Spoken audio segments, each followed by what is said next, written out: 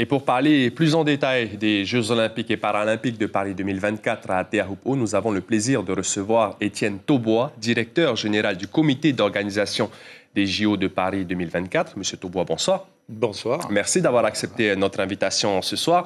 Alors 2024, événement mondial, les Jeux Olympiques et Paralympiques de Paris. La France veut marquer l'histoire. Teahupoo sera un des nombreux défis de l'organisation, on peut le dire. On vient de l'entendre dans le sujet, des infrastructures temporaires seront privilégiées, rien ne sera dénaturé. Concrètement, qu'est-ce qui va être fait à Teahupoo? Déjà, dire à quel point merci pour l'accueil qu'on a reçu ici en Polynésie française, que ce soit les autorités nationales, évidemment les autorités du pays. Et puis, on vient de voir les Yonu ici, les Tavana qui nous ont accueillis, la population. Et on a eu des échanges avec les associations, avec les représentants économiques de Teahupoo.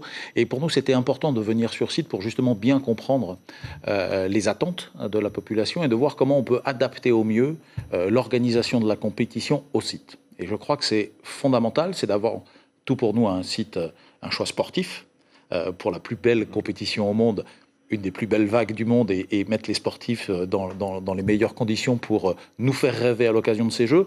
Mais à Paris 2024, on veut faire les choses différemment et on veut pouvoir s'adapter au site sur lequel on vient. Comment vous allez adapter justement à Teahupoo pour le préserver, ce site? Eh bien, aujourd'hui, vous savez, vous avez une grande compétition de surf qui fait référence, le Tahiti Pro, qui a lieu tous les ans et qui, aujourd'hui, préserve le site. Donc, c'était important pour nous de bien comprendre ça. Alors, on aura des aménagements, et notamment plus en amont du site, la pointerie, des aménagements en matière d'hébergement sur l'hôtel Punui, etc. Tout ça qui était prévu, des travaux d'assainissement.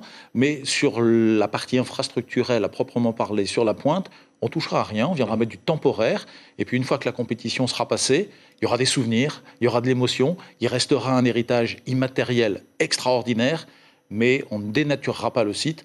Après notre visite, on rendra le site dans l'état dans lequel on l'a trouvé. Quel est le calendrier à respecter d'ici 2024 pour le site de Teahupoo? Il y aura des travaux à lancer et tout ça? Alors là, on vient, c'est la première fois qu'on venait sur le site depuis la candidature et la désignation de Teahupoo pour les compétitions de surf. Là, on va rentrer dans une phase très opérationnelle, la finalisation du concept, maintenant qu'on a un peu mieux compris la topographie, les agencements, les voies maritimes, les voies terrestres, pour finaliser le concept des opérations, et puis derrière, la mise en œuvre de ce concept des opérations, la constitution des équipes. On aura un bureau Paris 2024 qui va se constituer dès le premier trimestre 2022.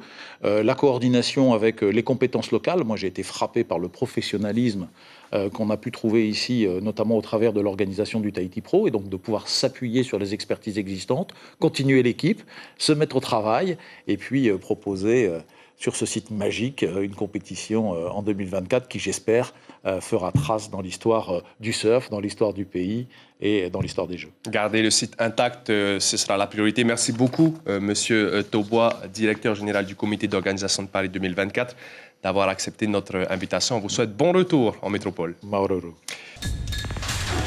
L'information en continu sur Polynésie la première, Internet et réseaux sociaux.